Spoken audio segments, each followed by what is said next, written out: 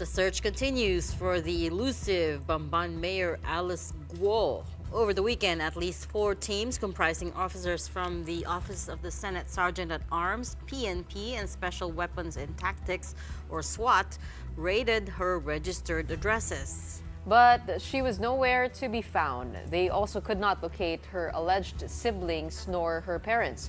The only person authorities were able to capture and detain was Go's accountant, Nancy Gamo.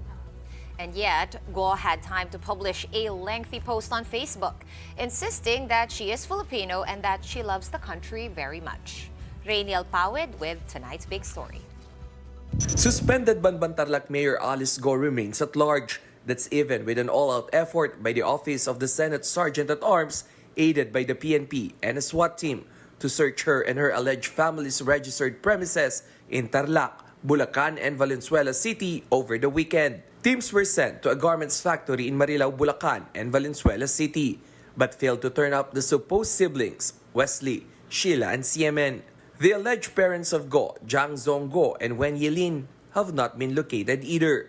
Out of 8 individuals ordered arrested by the Senate, only Mayor's Alice's accountant, Nancy Gamo, has been taken into custody. She was arrested at her address in Caloocan City. But Go's legal counsel, Stephen David, says the mayor is certainly still in the Philippines. I was talking with her for more than an hour, and she assured me that she's in the Philippines. Of course, I have to believe her. She just cannot get out of the country without being nabbed or apprehended at the exit points of the Philippines. So I believe she's in the country. David also dismissed the documents presented in the Senate by Senator Sherwin Gatchalian, which showed that Go at one point attended elementary school at Grace Christian in Quezon City. He says the lawmaker should not be releasing these sensitive documents to the public first, as these are protected by the Data Privacy Act.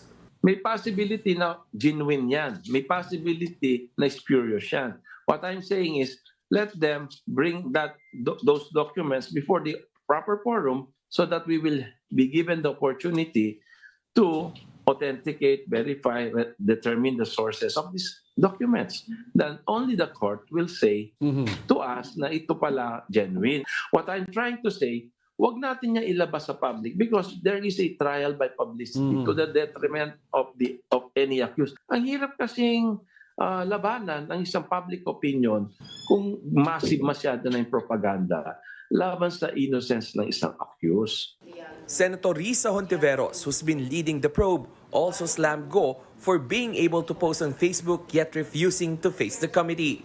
Over the weekend, allegedly on her birthday, Go posted a lengthy statement on Facebook in Taglish insisting she's a Filipino.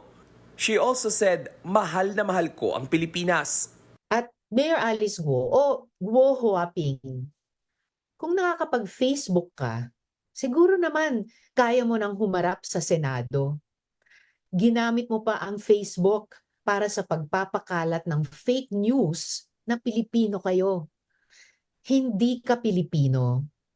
Ang titibay na ng ebidensya. Nakakainsulto sa mamamayan na ginamit mo ang nasyonalidad namin para magpayaman, manloko, at magpasok ng mga pogo na puro krimen ang dala sa bansa. But as of press time, Go's Facebook page is down and all its posts inaccessible.